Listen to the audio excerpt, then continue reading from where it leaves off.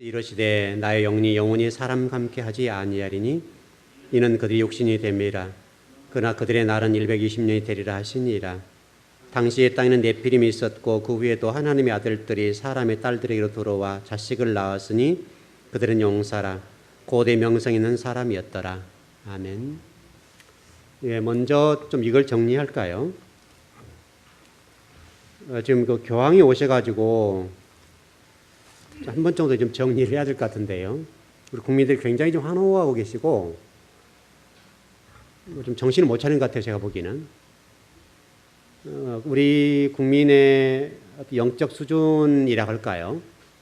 그래서 수준을 좀 보는 것 같아요. 너무나 우리가 삼박자 축복이랄지 유로 격려받는 데도 좀 매달려 있는 것 같긴 해요. 물론 여러 가지 문제가 좀 있습니다만 일단 한 가지 정리할 것은 우리 개신교에서는 교황권을 인정하지 않습니다. 여러분 분명히 아셔야 됩니다. 왜냐하면 이게 지금 그 마태복음 16장에 나와 있는 16절 17절에 나와 있는 베드로의 신앙 고백 위에라고 하는 이 단어 때문에 교황권이 생겼습니다. 근데 여러분 그게 베드로의 신앙 고백이 바로 베드로가 누군지 아세요? 교황입니다. 이제 베드로 반석이란 말인데 반석이 교황을 지칭하는 말이 됐는데 이게 천주교의 출발입니다. 그래서 우리 개신교회는 교황을 인정하지 않습니다. 인정하지 않고 성경 자체가 왜곡된 것이죠. 그 헬라어 단어를 아무리 찾아봐도 이 베드로의 신앙 고백이라는 것 때문에 오해가 생겼는데 베드로의 신앙 고백 위에라고 하는 것은 예수 그리스도 신앙 고백 위에란 말입니다. 분명히 하셔야 됩니다. 사람이 교회의 기초가 될 수는 없잖아요. 여러분 그래야 정확하죠. 예수 그리스도의 신앙, 예수 그리스도의 그 이름 위에 세워진 것이지 어떤 사람의 이름 위에 세우지 않다고. 그래서 이번에도 뭐 복장과 뭔가 하고 있대요. 그래서 과거 순교자들 어떤 이게 세우는 것들인데 이게 천주교회예요. 우리 개신교는 그렇게 허용하지 않습니다. 그게 우상 숭배와 같은 것들에 대해서 여러분 우리 그 개신교에서는 어떤 이름으로 뭐를 할 수 없지요. 이게 못합니다. 우리 개신교에서는 이게 우상 숭배가 되니까. 허다못해 성경 안에 하나님을 가둬서도 안 되잖아요. 여러분 정리되시죠? 그러니까 이번에 이제 교황이 오셔서 여러 가지 메시지는 있습니다. 메시지가 있고 또 우리 개신교회가 개선할 부분도 있고 좀 고쳐야 할 부분이 있습니다. 분명히 있는데 그러나 교황에 환호하지는 않았으면 좋겠습니다. 여러분 이 땅에서 의인이 어디 있습니까? 죄인 아닌 사람 누가 있습니까? 그럼 교황은 완전 하나님입니까? 여러분 그러지 않습니다. 거기도 사람입니다. 사람이고 죄인입니다. 그분이 아무리 그 교황권을 가지고 있어서 어떻다 하더라도 그분이 죄를 사할 수는 없어요. 제가 여러분 죄를 사할 수 있나요? 목사로서? 못하잖아요. 여러분 똑같잖아요. 사람이 사제가 우리 천주교식으로 사제가 성도들이 죄를 사할 수 있는 권세가 있다면 그분 예수님이 누구겠어요? 여러분 그러지 않습니까? 그러니까 너무나 우리 성도들이 이렇게 우리 한국의 사람들이 교황이 와서 이렇게 머리 한 머리 쓰다듬으기가 크게 아마 머리 못 닦을 것 같아요. 제가 보기에 손 한번 잡아주면 손을 못 닦는 그 정도가 지금 된 것 같은데 그거는 아닙니다. 이제 그분이 와서 유로의 메시지를 전해주고 조금 우리 국민들을 위로하는 문제가 있죠. 세월호 사건도 있고 하니까 그런 면이 있습니다. 저는 좀 그게 어떤 대한민국 국민으로서 좀 자존심 상하거든요. 국민과 대통령, 우리 정치인들이 국민을 위로해 줘야 되는데 외국에 있는 이 교황이 와서 위로해 주고 그것 때문에 눈물 흘리고 세월호의 가족들이 이제 나를 위로해 주는 사람을 만났다 이렇게 얘기를 해버리니까 그럼 그동안에 그들을 위해서 애를 쓴 사람은 누구예요? 너무나 우리 국민들이 조금은 거기에 너무나 좀 예민한 문제 같아요. 예민하고 너무나 우리 국민들이 정신적인 성숙도가 떨어지는 건 사실 같아요. 여러분 우리 개신교회 우리 기독교인들 명확히 알아야 됩니다. 여러분 교황권을 인정하지 않습니다. 교황권 존재하지 않고 성경적이지 않습니다. 그런 이제 어떤 교황 체제 안에서 추기경들이 있고 이제 사제들 이런 체계로 되어 있습니다만은 물론 장점이 있습니다. 우리 지금 개신교회가 난립되어 있는 모습 있잖아요. 한 건물에도 교회가 십자가 2개 있는 그런 교회도 있잖아요. 이거는 아주 못된 것이죠. 이것들은 우리 개신교가 반성할 문제입니다. 그리고 여러분 가까이 교회에 세워진 거, 이거 반성할 문제죠. 워낙 우리 신학교가 여러 군데다 보니까 어떤 신학생을 많이 배출하다 보니까 이런 문제가 발생하게 되는데, 윤리적인 면, 우리 목회자로 도덕과 윤리적인 측면에 있어서 좀 되도록이면 이렇게 좀 그럼 지켜주는 게 좋잖아요. 우리 통합 측에서는 원래적으로 얘기하면 이 교회가 세워진 곳에서 이렇게 반경 몇 미터 안에는 교회를 못 세우도록 되어 있습니다. 근데 지금은 별로 탓하지 않고 하지만은, 우리 교회가 여기 세워졌으면 만약 여기 옆에 뿌리 깊은 교회가 세워졌는데 원래 세워지면 안 됩니다. 이 법적으로는 걸려요. 근데 뭐 목회자들이 그냥 넘어가고 그러는데, 이 천주교의 장점은 지역적으로 하나 세워졌다는 거, 그리고 힘이 하나다는 거, 그리고 힘이 있죠. 그거는 장점입니다. 우리 개신교가 반성할 문제입니다. 그러니까 우리 교회들도, 그래서 우리 주변 같은 데 보면 건물 사이에 또 건물 또 하나 있잖아요. 교회가 있잖아요. 이건 아주 못된 것이죠. 이거는 우리 개신교가 병폐입니다. 병폐이고 성도 서로 빼앗아가고 나눠 먹으려고 하는 이런 나쁜 이기적인 모습은 우리 개신교회가 고쳐야 하는 문제입니다. 그런 문제는 우리가 반성할 문제죠. 그러나 여러분, 교황이 여러분의 죄를 사해 줄 수 없습니다.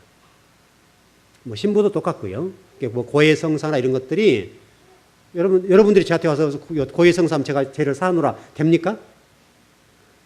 제가 산다는 말은 곧 제가 예수입니다. 하나님 돼야 되잖아요. 그래서 신부라고 하는 말은 하나님 아버지란 말이에요. 맞죠, 여러분? 아비부자에다 귀신 신자 쓰거든요. 이게 신자, 하나님을 나타내는 신자를 쓰니까 하나님 아버지란 말이에요. 그게 신부가 누구예요? 하나님 아버지가 돼버린 거예요. 그러니까 고해성사 간다고 죄를 사한다 해서 너 금식 며칠, 사회봉사 며칠 이렇게 해주는 거거든요. 편리하게 하는, 여러분이 위로는 받을 수 있죠. 아, 내가 죄를 사함받았다. 근데 여러분은 죄를 사할 때 누구에게 죄를 사함받습니까? 직접 우리는 예수님하고 하죠. 한 번 거친 것하고 바로 한 것하고 누가 더 좋아요? 바로 한 게 좋잖아요, 여러분. 이 땅에 살아는 어떤 누구도 여러분의 죄를 사할 수 있는 권세는 없습니다. 명확하죠? 그래서 종교 개혁이 일어났던 것이 바로 이런 것들 문제예요. 다 이런 문제예요. 너무나 지금 한국 기독교가 여기에 모습에 좀 그냥 이렇게 위축되어 있는 느낌이에요. 제가 보기에는. 천교 교황이 왔다는 이 사실 때문에 우리 지금 개신교 상당히 위축되어 있는 느낌이에요. 그리고 전전긍긍해요. 혹시 우리 교회 성도를 빼앗기면 어떨까 이런 생각을 가진단 말이죠. 괜찮아요, 여러분. 말씀대로 제대로 서 있으면 괜찮습니다. 여러분, 그런데 예민하지 마시고 여러분들은 철저하게 진리 위에 세워지고 하나님만이 여러분의 주인이십니다. 사람은 주인 될 수 없습니다. 아무리 인간의 유료해도 그건 그냥 유료입니다. 그래서 우리 옆에 있는 이렇게 집사님 힘내세요. 이렇게 하면 똑같다고요. 교황이 했기 때문에 그 특별한 의미가 부여된 것 뿐이지 거기에 그런 권세와 그런 능력이 부여되지 않았습니다. 분명하죠? 분명해야 됩니다. 너무 지금 국민들이 막 환호하고 난리가 났어요.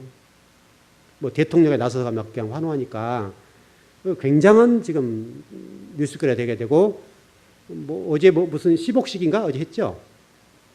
참 우리 개신교 입장에 보면 좀 그렇거든요. 근데 참 쉽지 않은 얘기들입니다. 신학적으로는 상당히 좀 여러 가지로 복잡한 문제인데요. 다만 이제 그분이 제가 이번에 음성 꽃동네를 가서 하신 얘기가 좀 상당히 이제 귀담아 들을 얘기가 있어 좀 전해드릴 말씀을 전해볼게요. 그분이 타이틀이 이렇게 됐어요. 부자로 사는 수도자의 유선이 교회를 해친다. 우리 목회자들 얘기, 사제들 얘기하는 거죠. 사제들, 마치 지금 이게 꽃동네 과거 신부가 좀 물질적인 문제 때문에 걸려있는 게 있었잖아요. 그래서 이렇게 얘기를 하셨는지 모르겠는데, 수도자들의 유선이 곧 교회를 해친다라고 하는 우리 목회자들 얘기인데, 지금 우리 목회자들의 청빈의 문제가 쉽지 않죠. 목회자들도 요즘은 이제 굉장히 부유하게, 물론 가난하게 살 필요는 없습니다만은 청빈할 필요는 있죠. 청빈이라고 하는 것은 지금 찾아보기 쉽지 않는 건데, 성도들도 마찬가지고 과거 우리 목회자들 보면 굉장히 청빈했거든요. 청빈하고 정말 순수하고 깨끗했단 말이죠. 그런데 지금은 그런 면이 좀 사라지고 좀 많이 퇴색된 느낌이 있어요. 그래서 저도 좀 노예 같은 데 가보고 그러고 시찰도 가보고 그러는데, 우리 장로님들도 가보시죠. 가보면 여러분 우리 목사님들이요. 세단차 쫙 타고 들어옵니다. 상당히 제가 지금 마음이 아픈 부분인데, 교회가 물론 이제 커지게 되면 뭐 그럴 수는 있겠죠. 그럴 수 있겠습니다만은, 그러나 너무나 고급차예요. 너무나 이번에 그 교황이 오셔가지고 그 조그마한 차를 타고 가셔가지고 굉장히 뉴스거리가 됐죠. 그래서 뭐 헬기로 가시고 또 KTX로 가시게 되고 또 그 방탄차를 거부하게 되고 이런 것도 이슈가 됐는데 상당히 무슨 여러 가지 액션적인 측면도 있는 거죠, 여러분. 그런 건데, 근데 우리는 어떤 좋은 측면으로 봤을 때 우리 개신교의 목회자나 성도들이 한 번 정도는 좀 생각해 볼 부분이다. 우리 그 두레교를 섬기던 김진호 목사님 같은 경우는 티코를 타고 다니셨어요. 티코 맞죠? 하여튼 티코인가 마티즈인가 타고 다니셨는데, 물론 메시지가 있습니다. 메시지가 있고 그러는데, 물론 이제 은퇴하신 다음에 후임 목회자인 좋은 차를 사주어라 이렇게는 얘기를 하셨지만, 근데 티코에 여러분, 마티즈가 티코인지 모르겠습니다. 그러니까 운전기사 있고 목사님 뒤에 타고 다니신다고요. 좀 보기가 그렇긴 그렇죠. 큰 교회이신데. 근데 이제 거기에는 메시지가 있는 것이죠. 우리 목회자들이 이래야 된다. 물론 그분이 정치적인 부분을 조금 이제 후에 좀 그런 부분이 있습니다만은, 그러나 정신적인 측면은 우리가 본받을 부분이 있죠. 아마 여러분, 우리 노예도 지금 한 10월달 지금 공문이 왔는데, 아마 우리 장로님도 노예 가실 건데, 시차례도 이제 곧 하겠죠, 또. 가보시면 아시다시피, 굉장히들 좋은 차들입니다. 노예에서 보면요, 우리 교회가 지금 210 몇 개 교회거든요, 우리 노예가. 210 몇 개 교회인데, 우리 교회가 재정적인 어떤 자립도적인 측면에 봤을 때 40에서 50이 왔다 갔다 합니다. 우리 교회가요. 우리 교회가 작은 교회 아닙니다. 작은 교회 아닌데, 근데 가서 보면 승용차가 굉장히 많습니다. 장로님 보셨죠? 굉장히 좋은 차가 많아요. 그럼 교회에 비해서 지나치게 우리 목회자가 좋은 차를 타고 다닌다는 거잖아요. 좋은 차를. 예를 들어서 우리 교회에서 만약에 제가 그린저를 타고 다닌다 합시다. 그러면 격이 안 맞죠? 우리 교회 격에. 우리 교회가 이 정도의 크기에서 제가 만약 그린저 타고 쫙 다니거나 뭐 해서 뭐 좀 좋은 차가 어떤 거예요? 에쿠스? 에쿠스 아니면 또 외제차를 딱 타고 다닌다 생각해 봅시다. 그러면 좀 모양이죠. 그렇지 않습니까? 이게 그렇게 가는 것은 좋은 것은 아닙니다. 좋은 것 같지는 않고, 되도록이면 교회의 예산을 아끼는 것이 또 청빈의 도, 보행이 좋죠. 그래서 이제 교회 수준으로 봤을 때 교회 성도들의 수준이 이제 우리 목회자 사이에 그런 얘기가 있거든요. 그래서 우리 교회 안에는 여러 가지 이제 층이 있겠죠. 중간층을 타고 다니면 괜찮다. 중간층. 그래서 에코스 타고 다니는 분이 있고 티코 타니는 분이 있으면 티코 중간. 그게 에코스와 티코의 중간. 이 정도 타고 다니면 목회자가 괜찮겠다. 이렇게 지금 얘기가 나와요. 정설적으로 나오는 건데요. 너무나 우리가 지금 우리 목회자들이 어떤 이번에 그 교황의 이런 얘기들은 상당히 효직구들은 말이죠. 상당하게 그 청빈의 도의 문제에 있어서 이 문제를 좀 말씀하신 것 같아서 이번에 오셔서도 지금 방탄차 타지 아니하시고 작은 차를 타고 다니시면서 상당히 이슈를 일으키는 부분인데, 이거는 우리 개신교가 좀 본받을 부분 같습니다. 그런 것은 본받아야 됩니다. 교황권 이런 것들은 말고요. 이제 그렇게 좀 정리를 해보고요. 말씀을 좀 가보죠. 우리 지난 수요일부터 공부했는데 또 오늘 또 새로운 분이 또 오셨죠. 그래서 어쩔 수 없이 또 핵심만 잠깐 또 전하고 갑니다. 여러분이 그 10계명을 보시면, 우리 금요일날 들으신 분은 다시 한번 복습을 잠깐 하시죠. 수요일날 들으신 분은 3번 복습하는 거고, 여러분 10계명에 보게 되면 히브리어 단어 가운데 어떤 그 히브리어 단어가 23자 또는 22자로 봅니다. 원칙적으로 23자고요. 한 자가 두 자로 쓰인 경우가 있어서 22자로 봅니다. 어떻든 23자든 22자든 그 정도 숫자인데, 히브리 단어가 그렇게 되는 건데, 그 22자가 10계명 속에 다 기록됐습니다. 10계명 안에. 이 10계명이 613개라고 그랬죠. 단어가. 613개인데 613개 단어 속에 히브리어 22자가 다 기록됐습니다. 근데 유일하게 한 자가 기록되지 않았습니다. 그게 테트라는 히브리어 단어입니다. 무슨 얘기냐면 이 얘기는 순종을 얘기하는 겁니다. 오직 진리 말씀에 순종해라 라고 하는 의미로 테트라고 하는 단어를 이 십계명 속에 기록하지 않았습니다. 여러분 기억하시죠?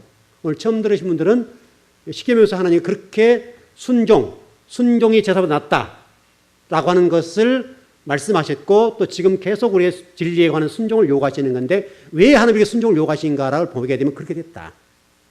그거 여러분 잊으면 안 됩니다. 그래서 여러분들이 그리스도인으로서 순종한다는 삶을 산다고 하는 것은 굉장히 중요한 문제다. 그래서 예수 그리스도가 그것을 보이셨다. 그것인데 그게 십계명 속에 바로 테트라는 단어를 기록하지 않음으로 인해서 순종의 문제를 말씀하고 계신다. 이게 십계명입니다. 이 십계명의 중요한 핵심이 뭐라고요? 순종. 아셨죠? 십계명의 말씀은 율법의 종합이고 구약을 요약한 것이고 구약 전체 핵심이고 신앙생활의 핵심이잖아요. 그 핵심 가운데 테트라고 하는 단어는 바로 순종해야 된다. 뭐에 순종해야 된다는 거예요? 말씀에 순종해야 된다. 그것을 우리에게 지금 가르쳐주고 계신다. 그래서 이 테트라는 단어에는 이 두 단어가 합쳐진 것인데 바부라고 하는 단어, 우리 지금 뒷부분 공부할 겁니다. 이 바부라고 하는 단어와 자인이라고 하는 이 단어가 합쳐졌습니다. 그 자인이라는 단어는 이렇게 지금 되어 있는 거고 이런 단어고 그 다음 바부라는 단어는 이렇게 되어 있습니다. 이런 단어인데 이 두 단어가 하나의 단어를 만들었습니다. 그래서 이 두 단어인데 이 두 단어는 두 가지 뜻이 있습니다. 하나는 뱀이라는 뜻이 있고 또 하나는 지혜라는 뜻이 있습니다. 지혜. 다시 설명하면 가인처럼 진리를 왜곡하고 힘의 원리로 살게 되면 뱀의 후예가 되는 겁니다. 테트라는 단어 속에. 그러나 하나님 말씀에 순종하는 삶을 살게 되면 지혜로운 자가 되어서 아벨의 삶을 산다라고 설명하는 겁니다. 이 두 단어 속에. 그래서 여러분들이 인생을 살아가면서 항상 이 선택할 겁니다. 어떤 경우는 말씀의 그 진리에 따라 가는 성도도 있을 것이고 어떤 경우는 인간의 방법으로 세속적인 방법으로 가는데 그 세속적으로 가게 되면 바로 오늘 우리 본문 읽고 공부하고 있는 것처럼 가인의 후예가 되는 겁니다. 그래서 성경에는 아벨이 두 계보가 흘러가는데 아벨의 계보와 가인의 계보가 쭉 흘러갑니다. 이 두 계보의 싸움이 지금도 치열하게 벌어집니다. 이 계보의 싸움이요. 그래서 이 두 계보의 싸움은 요한계시 18장 바벨론의 멸망, 큰 성 바벨론이여 하면서 멸망된 그 순간까지 이 두 계보가 쫙 흘러갑니다. 여러분도 세상 속에 살 때 두 자가 싸우는 것 똑같습니다. 두 자. 세상적으로 할 것이냐, 진리의 말씀에 순종할 것이냐에 따라서 계속 자가 싸운다는 거예요. 그래서 바울이 그런 고백하죠. 나는 안에서 두 싸움을 지금 단다. 내 육신적으로는 세상을 따르고 싶은데 이 따르지 못하는 것과 이 진리에 따라야 된다는 이 두 사이에 치열한 싸움을 하고 있다. 이걸 지금 바울 고백한 거예요. 솔직한 고백인 거예요. 우리가 지금 매일매일 삶 속에서 그 싸움을 싸우고 있다 이 말이죠. 그런 부분을 여러분 좀 말씀을 통해서 드렸고 이 단어가 이제 그 창세기의 3장에서 어떤 단어들이 간교하더라 이런 단어와 연결돼서 아룸이라는 히브리어 단어인데 이런 간교라고 하는 부분이 크게 쓰임받았다. 바로 이 테트라는 단어가 쓰임받는 그런 일들이 벌어진다 이거예요. 그래서 간교하게 되고 그것이 따먹게 되는 열매로 결과가 나타나게 되더라. 그러니까 가인 후예가 되면 결국은 그런 간교한 자의 소리에 예민하게 되고 빠져들어서 그 열매를 따먹게 되니까 가인의 후예가 돼서 심판받는 대상이 되어버렸다. 그런 설명을 했습니다. 그래서 여러분 이 테트라는 단어는 잊지 말 것은 이 글자가 이렇게 되어 있습니다. 좀 정확하진 않는데 이런 글자입니다. 이 여기에 나와 있는 글자. 그래서 제가 써보면 이렇게 되어 있습니다. 이게 테트입니다. 그래서 이렇게 된 거예요. 이렇게. 이것은 언제 순종. 이것은 바부라고 해서 이게 말뚝, 우리 지난 금요일에 공부한 말뚝입니다. 말뚝. 이 말뚝은 연결고리예요. 연결고리. 창세기 1장 1절에서 하늘과 땅의 연결고리, 하나님과 사람의 연결고리. 이게 여러분 하쉐임이라는 단어와 또 에레치스라는 단어, 하늘과 땅을 연결시키는 데 있어서 연결고리. 그러나 또 그리고 라는 단어가 이 테트입니다. 그래서 하늘과 땅, 하나님과 사람, 그 다음에 천막과 천막이 성막에 이 천을 연결하는 연결고리가 뭐냐면 테트라는 단어입니다. 이 단어가 되어 있습니다. 굉장히 중요한 거죠. 원래 하나님은 그리스도 쓰임받기를 원하시는 거예요. 그런데 어떤 경우는 이 뱀의 지배를 받아서 이 연결고리가 세속적이고 마귀의 쓰임받으면 이게 엉뚱한 걸 한다는 거예요. 그래서 연결고리 말뚝이라는 뜻도 있다는 것을 여러분 잊지 않았으면 좋겠습니다. 그래서 이 단어들은 결국은 테트라는 단어가 토부가 되게 되면 선한 것. 그래서 보기 좋았더라, 보시기 좋았더라라고 하는 것이 선하다는 말이거든요. 그 선하다는 단어 속에 테트라는 단어가 들어 있습니다. 이렇게 좀 정리가 되는 거예요. 그렇게 좀 정리를 해보시면 좋겠고, 우리 지난 금요일 날 이런 공부를 했었는데, 이 얘기했습니다. 여러분, 그 토라가 그 창세부터 신명기까지가 이 토라죠. 토라 가운데 가장 중심 중에 중심의 단어가 있습니다. 그 단어를 공부했었는데, 여러분 잊으면 안 됩니다. 이거는 아주 중요한 부분인데, 이 테투의 이쪽 글자, 바부라고 하는 단어가 기록되는데, 이게 레위기 11장 42절에 보게 되면 배라고 하는 단어를 쓸 때 이 바부라는 단어가 이 배의 출발의 단어가 됐습니다. 그래서 성경 토라의 핵심 중에 핵심, 글자 수로 따졌을 때 가장 정중앙에 있는 단어가 뭐냐면 바부라는 단어입니다. 바부라고 하는 단어는 어디다 쓰인가 하면 여러분의 배가 뭐라고 그랬어요? 음식의 문제잖아요. 음식에. 그 레위기 11장은 여러분 젓가락장애로 음식 문제를 다루고 있는데, 배가 중요하다. 배가. 그러니까 어떤 음식을 먹느냐 이거예요. 우리 육신적으로 얘기하면 어떤 음식, 영적으로 얘기하면 어떤 말씀을 먹느냐에 따라서 인생이 달라진다. 그 얘기예요 지금. 그 배가 중요하다는 것을 설명해요. 배가. 그래서 레위기 11장 42절에 이 바부라는 단어가 전체 창세기 신명기까지의 중심 중에 중심. 9에서 10자가 있으면 가장 중심에 그 단어. 거기에 바부라는 단어가 있어서 그게 배라는 단어. 배가 그 안에 딱 기록되어 있다. 그래서 이게 굉장히 중요하다. 좀 더 구체적으로 공부를 해보시죠. 이 바부라고 하는 것은 히브리어의 6번째 글자입니다. 오늘 바부를 공부하고 시간 되는 좀 맞춰볼게요. 이 바부라고 하는 것은 6번째 글자이고 숫자 값으로는 6입니다. 6. 여러분 6이라는 단어를 잘 보셔야 돼요. 여러분 그 사단을 얘기할 때 요한계시록 몇 번 얘기해요. 숫자적으로 값을 얘기할 때 666. 그렇죠. 사람은 며칠 만에 태어났어요. 창세기 몇째 날? 6째 날. 여러분 다 연결된다니까 이렇게 성경이. 6째 날 666 마귀 숫자 다 포함된다. 이게 6째 글자의 바부가 기록된다. 그래서 뱀이라는 말이 그래 나오는 거예요, 여러분. 그렇게 정리를 했으면 좋겠고요. 특별히 이 바부라는 단어가 조금 전에 설명드렸던 것처럼 성막의 천을 연결하는 말뚝이 되어서 이걸 고정시켜주는 연결고리. 그래서 이렇게 되어 있어요. 여기 표현이 어떻게 될지 모르겠는데 이렇게 되어 있습니다. 말뚝같이 됐어요. 그래서 이걸 박아서 천과 천을 연결하는 겁니다. 이게 바부라고 하는 단어입니다.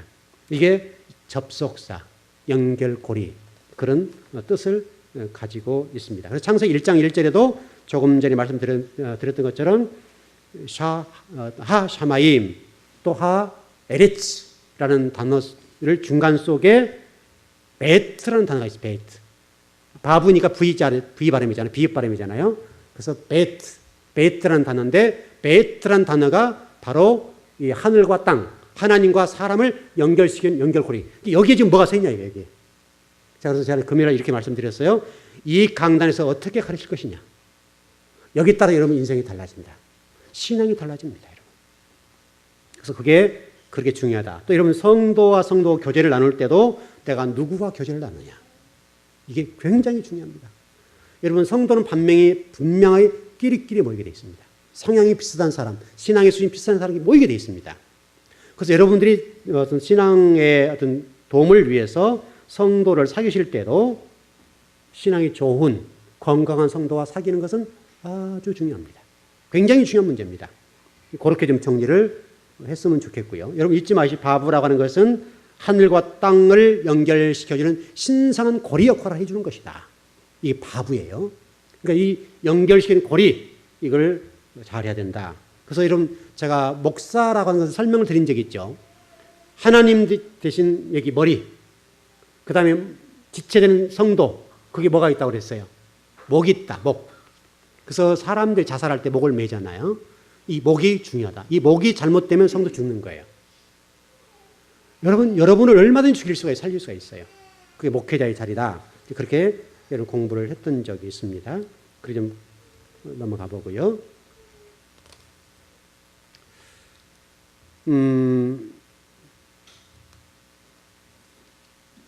예, 좀 쭉쭉 넘어가 보죠, 그냥.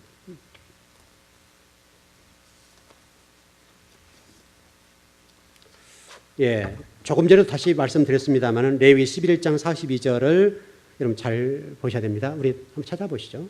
오늘 또 처음 본 분들이 계시니까 한번 찾아보시죠. 11장. 레위기 11장은 젓가락장이에요. 레위기 11장이 성경 중앙에 있는 거예요. 그 대신 11장 42절이 성경 중심 중의 중심. 그 가운데도 배라고 하는 것이 가장 중심적인 단어다라고 볼 수 있습니다. 예, 11장 42절. 예. 예, 시작. 곧 땅에 기어다니는 모든 기는 것 중에 배로 밀어 다니는 것이나 네 발로 걷는 것이나 여러 발을 가진 것이나 너희가 먹지 말지니 이것들은 가증함이니라. 배라는 단어가 나왔죠. 이 배라는 단어에 바로 바부라고 하는 단어의 이 출발이 그렇게 되어 있습니다. 그래서 이 단어가 토라의 중앙에 있는 단어입니다. 배, 이 단어가. 그래서 글자 수대로 따져서 하는 거예요. 글자 수 만일에 2만자다, 2만자의 중심. 그게 가장 중앙에 있는 단어가 이 배라는 단어입니다. 굉장히 중요한 단어죠. 하나님의 성경을 기록할 때 여러분요, 굉장히 정확하게 기록해 놨어요. 그러니까 우리가 어떤 음식을 먹고 자라느냐, 여러분, 육신적으로도 어떤 음식을 먹느냐에 따라서 건강해야 안 그래요. 건강할 수도 있고 해칠 수 있죠. 여러분, 만일에 건강 해치려고 하면요, 계속 기름지고, 그래서 비계덩이로 갑니까? 많이 계속 1년 그 기름기만 먹어보세요. 어떻게 되겠어요? 금방 망가집니다. 근데 만일에 여러분 1년 동안에 계속 좋은 음식, 좋은 채소 계속 드시면 어떻게 되겠어요? 몸이 건강해집니다. 여러분 진짜 중요한 거예요. 진짜 중요한 거. 그러니까 레위기 11장을 통해서 여러분 건강의 문제, 이미 3,500년 전에 여러분 건강의 문제를 다뤄놓았고 또 동시에 여러분 어떤 음식을 먹느냐에 따라 달라지는데 근데 실질적으로 가장 중요하게 생각해서 레위기 11장의 말씀은 음식 문제도 설명이 되어 있습니다만은 그보다 더 중요한 문제는 영적인 문제라는 거예요. 영적인 문제. 여러분이 어떤 음식을 먹느냐, 어떤 말씀을 먹느냐, 이게 중요하다. 이게 중요하다. 여러분, 제가 여러분 영혼 죽이려고 하면요, 몇 주만 이런 말씀으로 죽을 쓰면요, 여러분 영혼 확 다운돼 버립니다. 정말이에요. 제가 전번에 시골에 휴가 기간에 가서 예배를 좀 드렸는데요. 이제 집사람도 그 얘기를 하던데 아무 얘기 안 했거든요. 안 했는데 얘기를 하더라고요. 우리 민혁이도 그 얘기를 해요. 민혁이가 갔다 와서요. 목사 예배를 드리시는데 하여튼 좀 같은 통합주 목사님인데 후배인데 좀 흉을 봐서 미안합니다. 어떤 그 예배 드린 장소에 앉아있는 성도를 보는데요. 다 힘들게 일하고 좀 오셨잖아요. 근데 그 힘들게 와서 예배들을 드리고 제가 가서 일을 해보니까 바쁘더라고요. 바빠. 시간이 얼마 안 되니까 제가 이제 목요일 날 올라왔잖아요. 목요일 날 올라왔으니까 수요일 날이니까 바쁘게 일을 했단 말이죠. 그리고 부진하게 샤워 좀 하고 와서 예배 드리고 왔으니까 얼마나 힘들어요. 밥도 못 먹고 왔어요. 밥도 못 먹고. 대부분이 그랬을 거란 말이죠. 근데 가서 말씀을 들어보니까요. 그때 어떤 출애굽기 몇 장 하시더라고요. 쭉 한번 읽으시더만은 한 절 한 절 가르치는데 그래서 사랑하면 여러분 이렇게 사랑해야 됩니다. 이런 식이죠. 그러니까 제가 이게 굉장히 답답한 거예요. 참 이 성도를 불쌍하다. 이렇게 영혼들을 먹여서 어떻게 성도들이 신앙을 성장할 수 있을까? 그리고 나서 이제 제가 장로님하고 인사를 하고 이렇게 했거든요. 근데 그 장로를 쳐다보는데 그렇게 처량하게 보이시더라고요. 무슨 얘기 이해되시죠? 그 장로님이 그 굉장히 충성스러운 최 장로님이신데 그분이 저한테 와가지고 제 목사인 줄 아니까 인사를 하시더라고요. 그래서 악수랑 인사를 나눴는데 그분에게 빤히 쳐다보는데 이 장로님 참 불쌍하시다. 이 생각이 바짝 들더라고요. 그리고 목사님 이렇게 예배 끝나고 나가시더만 없어져 버렸어요. 그래가지고 어디가 있을까 했더만은 성도들 싣고 어디 가져버렸대요. 그럼 이미 성도들 나온 사람들 인사라도 하고 만약에 이거 보세요. 제가 주일날 예배 들어 여러분 딱 예배 들어 나오시는데 제가 없어져 버렸어요. 그럼 여러분 기분이 어떻겠어요? 지금 똑같죠? 그래도 서로 좀 인사를 나누고 참 집사님 고생하셨습니다. 예배 잘 들으 이렇게 얘기 나누고 헤어진 것과 목사님 없어져 버린 거예요. 그래서 알아봤더니 하는 얘기가 이제 장모님 말씀하시는 얘기가 어디 교회 태워다 줘야 되니까 태우러 갔대. 태워다 주러. 근데 제가 상당히 앞에 나온 편이었거든요. 얼마나 빨리 나가시는지 코빼기도 안 보여요. 우리 민혁이 하는 얘기가 목사님은 그 목사님, 목주 목사님하고 다르다고 그런 얘기를 하는 거예요. 그래서 제가 그분을 보면서 우리 성도 배 얘기를 생각하는 거죠. 야, 잘 먹여야 되겠구나, 목사가. 잘못 먹이면 진짜 저 양들 어떻게 하냐. 저도 똑같은 입장이니까. 그래서 나도 저 자리에 있는 사람인데 제가 목사로서 성도를 말씀 잘못 먹였을 때는 저 성도들이 저렇게 영적 갈증을 느끼겠구나. 물론 그분들은 못 느낄지 모르죠. 그분들은 뭐 그렇게 전에 왔으니까 못 느낄지 모르는데 저 입장에서는 이게 올라갔다 내렸다 하는 거예요. 어떻게 저렇게 준비 없이 와서 저렇게 전혀 준비 없이 올라왔어요. 우리 성도들도 그 정도는 충분히 해요. 여러분, 우리 전체 성도들이요, 여기 딱 강단에 서가지고 그렇게 하라면 충분히 할 수 있을 정도예요. 그 정도 수준에서 말씀을 전하더라고요. 근데 그분이 막 방송도 나오고 그래요. 여러분, 배를 잘 채우십시오. 배를 잘 채워야 돼, 배를. 말씀을 잘 채워야 돼. 잘 가르쳐진 부분에 관해서 잘 채우라고. 엉뚱하게 채우지 마시고요. 잘 먹으셔야 돼요. 잘 먹으셔야 돼요. 잘못 먹으면 체해요. 잘못 먹으면 영적으로 갈증을 느끼고 여러분 바짝 말라요. 양들을 말리게 하면 안 될 거 아니에요. 배가 중요해요. 배가 중요해요. 그래서 레위기 11장 42절에 배가 중요하다. 하나님이 그렇게 말씀해 놓으신 거예요. 말씀을 잘 먹여야 된다. 잘 먹어야 된다. 그것을 말씀하기 위해서 레위기 11장 42절에 배의 중요성을 설명해 놨어요. 영의 양식, 진리, 생명, 그 말씀을 잘 먹여줘야 된다. 목회자 입장에서는 여러분은 잘 먹어야 된다. 그걸 설명해 놨다고요. 이게 여러분 음식의 문제, 음식. 그래서 하나님이 참 기가 막히잖아요, 여러분. 여러분 이렇게 배우고 나니까 말씀이 기가 막히죠? 그때 우리 성도는 별로 감동도 없어. 그리 좋은 것, 중요한 것 가르쳐 주었는데도 중요하구나. 여러분 그냥 잘 가르쳐주고 감춰진 신비를 열어줬으면 감동을 할 때 감동이 없어, 우리 성도들은. 여러분 감동이 되시나요? 별로. 그냥 그 양식이니까 또. 진짜 근데 여러분 감동하셔야 돼요. 토라의 중심 중에 중심, 핵심인 그 단어에 배를 집어넣어, 배를. 어떤 음식을 먹느냐. 육체적인 건강뿐만 아니라 영적인 건강의 문제에 있어서도 여러분 어떤 진리 말씀 먹고 자라느냐에 따라서 여러분 신앙이 확 달라진다고요. 여러분 지금 말씀 오늘 10년만 성장해 보세요. 완전히 달라져요. 우리 이중 권사님, 이중 권사님과 같이 온 그때쯤에 오신 분들이 상당히 많이 계시잖아요. 우리 장로님이 8년 되셨죠. 8년 되셨죠. 네, 장로님 8년 되셨고, 우리 윤 집사님이 지금 몇 년 되셨나요? 5년. 우리 윤 집사님 어땠어요? 처음에 지금 신앙생활 해서 지금 왔으니까 어때요? 처음에 하고 지금 어때요? 많이 일이 생겼죠. 휴가를 안 갔을 정도가 됐으니까. 처음에는 그러지 않았어요. 목사님 저 오늘 회갑이에요. 가야 돼요. 이렇게요. 주일아. 회갑이고 친척 결혼식이면요. 여지없이 갔어요. 근데 이번에 휴가 기한인데도 불구하고 주일 오후에 기도니까 휴가를 못 간다는 거예요. 휴가 반납. 그럼 집사님 못 가니까 신랑 대신 남편도 못 가시고 아이들도 못 간 거죠. 여러분 이게 신앙인 거예요. 그리고 잘 성장한 거예요. 이게 말씀을 먹어야 성장했다 이 말이죠. 그게 여러분 얼마나 중요한지 몰라요. 말씀을 잘 먹으십시오. 잘 드셔야 됩니다. 그 잘 드시면 여러분들 신앙이 조금씩 성장합니다. 성장하고 또 성장합니다. 그런데 여러분은 몰라요.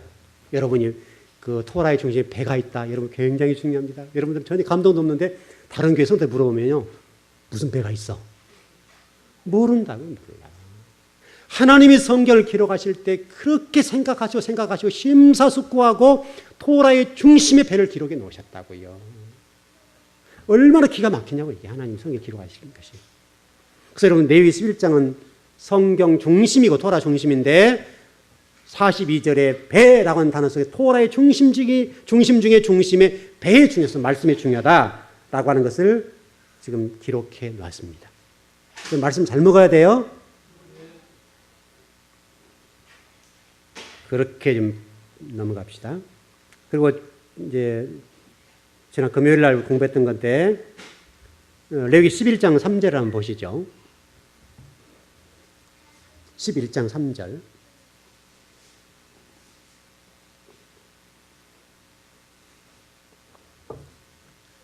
예, 찾으셨나요? 한번 읽어보시죠. 시작. 모든 짐승 중 굽이 갈라져 족발이 되고 새김질하는 것은 너희가 먹되. 이게 어떤 우리가 짐승을 먹는 기준이죠. 물론 여기 따라서 하면 좋습니다. 여러분 레위기 11장은 여러분 음식을 먹는 데서 아주 중요한 기준입니다. 육체적인 음식을 먹을 때도 아주 중요한 여러분 본문입니다. 근데 레위기 11장에 쪽발이 굽이 갈라졌다라고 했을 때 이 굽이 갈라졌다는 히브리어 단어는 파라스라는 파라스라는 히브리어 단어입니다. 근데 이 단어가 뜻이 뭐냐면 어근적으로 보게 되면 찢다 쪼개다 나누어 주다. 그 다음에 발굽을 갖다라고 지금 되어 있는데 이사야서 58장의 말씀 보면 이게 그대로 쓰여 있는데 그 단어 그대로 쓰여 있습니다. 줄인 자에게 양식을 나누어 주며 양식을 나눠 준다라고 하는 단어가 뭐냐면 파라스라는 히브리어 단어입니다. 동시에 에레미야 16장에 보게 되면 여러분 이렇게 되어 있습니다. 슬퍼하는 자와 떡을 떼며 떡을 뗀다 라고 하는 단어가 파라스라는 히브리어 단어입니다. 그런데 이 단어가 예수님께서 십자가를 지실 때에 여기에 못을 박았죠. 못을 박았던 이 상태를 파라스라는 단어를 씁니다. 그러니까 레위기 11장에 굽이 갈라졌다, 족발이 갈라졌다 이 말은 여기 여러분 뼈를 이렇게 만져보세요. 이게. 만져보시면 뼈가 하나예요, 두 개예요? 두 개죠? 두 개 사이에 못을 박았습니다. 이게 갈라진 겁니다. 이게 찢어졌다. 이게 나누어줬다. 여기에 못을 박아버리니까 생명을 나눠준 거죠, 여러분에게. 예수 그리스도에게 못을 박아 돌아가심으로 인해서 저와 여러분에게 뭘 주셨어요? 생명. 이게 나눠주다. 그러니까 여러분 이게 레위기 11장이 단순히 음식 문제만 얘기하는 게 아니죠. 레위기 11장에 그럼 누구 얘기를 하고 있는 거예요? 예수 그리스도. 그러니까 예수 그리스도가 신앙의 중심이란 말이잖아요. 예수 그리스도가 중요하단 말이잖아요. 지금 우리 신앙생활에 있어서 그 부분을 설명하고 있고 책임질한다는 말을 제가 지난번에 금요일에 설명드렸어요. 책임질한다는 말은 어근적인 뜻으로 보게 되면 질질 끌다, 다시 꺼내다, 씹다, 계속하는 파괴하다 이런 뜻이에요. 근데 이게 책임질 한다는 말은 이런 얘기예요. 여러분 유가 소가 몇 개? 소가 유가 몇 개예요? 소가 유가 몇 개 있어요? 소.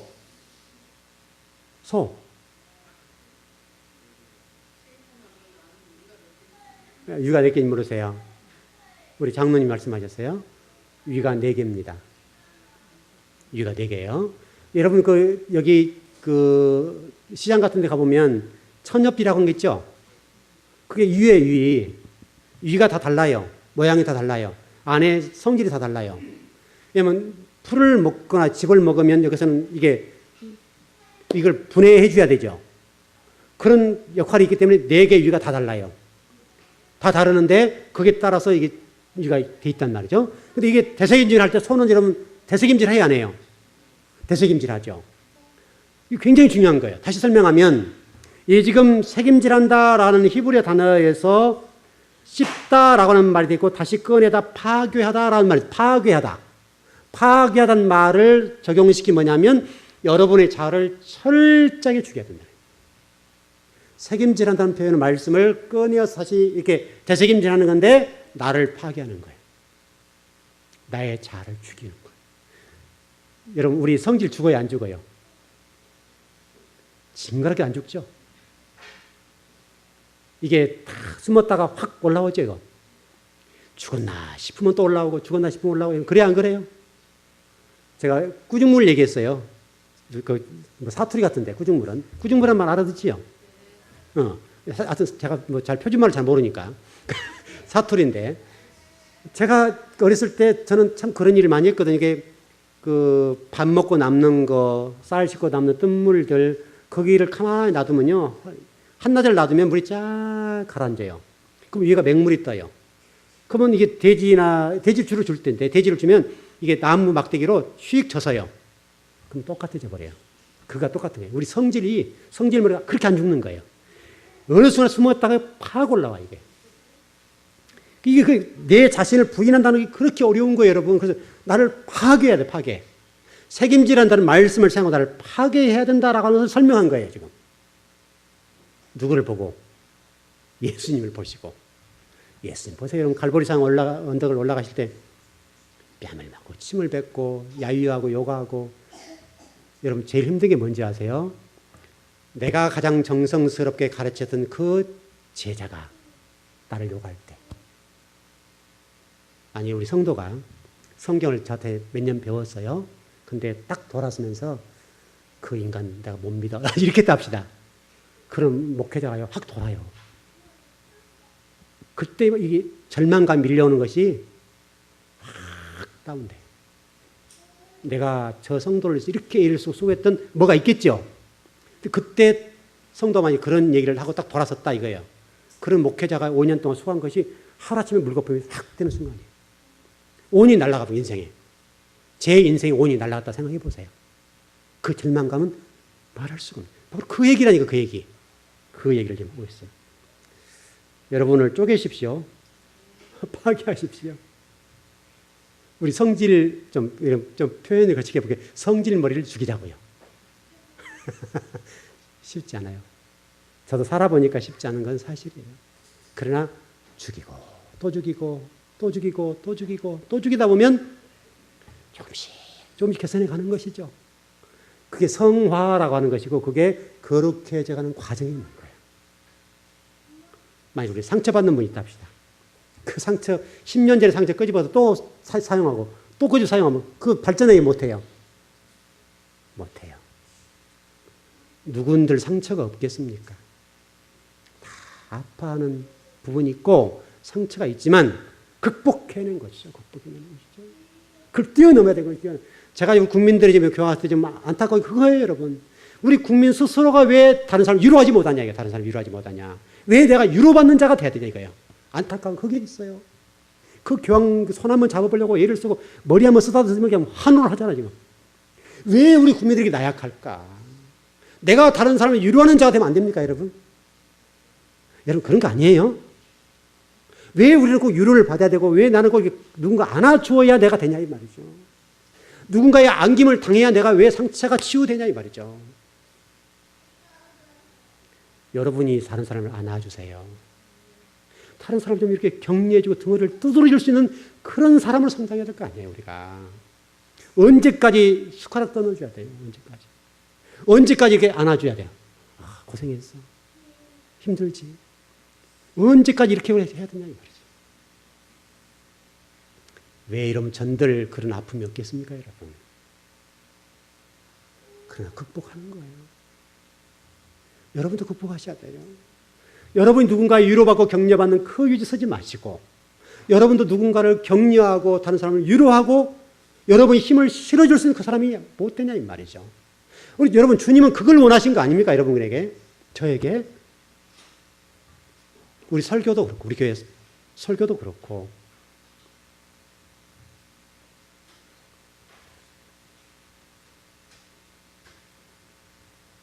시간은 지나버렸어요. 열불을 냈더만 시간이 지나버렸어요. 이제 새롭게 좀 출발해야 되는데, 오늘 공부하려고 내려오면 진도가 못 나가요, 지금.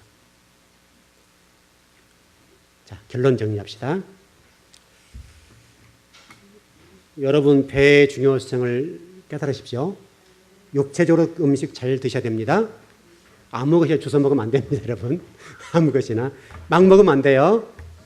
건강 잃고 회복하려고 하면 굉장히 시간이 걸립니다. 아, 우리 아까 장로님 그러시대, 식사하시다가 내가 고기만 먹어서 이제 고기 안 먹어. 그 얘기 하시더라고요. 우리 장로님 제가 고기 드신 거 보면, 아, 이렇게 어떻게 저렇게 많이 드실까? 그랬는데 정말 우리 장로님 배가 이렇게 이게 늘어났다 줄었다 그런 분이잖아요. 옛날에는. 지금 얼마나 음식 조심한지 몰라요. 한 번 아파 보니까 이 건강의 중요성을 깨닫고 지금은요, 도시락에서 안 드시잖아요, 지금. 지금 좋은 것만 드시고, 뭐 채소 쪽에 드시고, 얼마나 건강해졌어요. 장로님 지금 아마 피가 굉장히 그때보다 훨씬 건강해졌어요. 오히려 보약이 됐어요, 그게. 힘든 시간이었죠. 그거 가지고 힘든 시간이었고, 그거 가지고 잘못되면 어떨까라고 여러분 염려가 있었잖아요. 우리 장로님이야 말할 거 없고, 우리 성도들도 또 목사 입장에서는 장로님 어떻게 될까? 그 염려가 있었잖아요. 근데 오히려 그게 약이 돼서 지금은 음식을 굉장히 조심하거든요. 그게 복이 된 거예요. 오히려 건강해졌어요. 여러분 한 6개월, 3개월만 음식을 가려서 드시면 몸이 확 달라져요. 저 같은 경우는 하루만 잘못 먹어도 그만 표가 나요. 저는 굉장히 예민한 체질이에요. 제가 원래 음식을 좀 가려서 먹어서 그런지 모르지만 굉장히 예민해요. 좀만 잘못 먹으면 금방 표가 나요. 그 조절을 해요. 여러분 모두가 이 배 조심합시다. 음식도 영적인 것도 배를 조심합시다. 배를 잘 다스리셔야 돼. 그러면 건강할 수 있습니다. 여러분 그런 복된 은혜가 여러분이 꼭 있길 바랍니다. 예, 기도하십시다.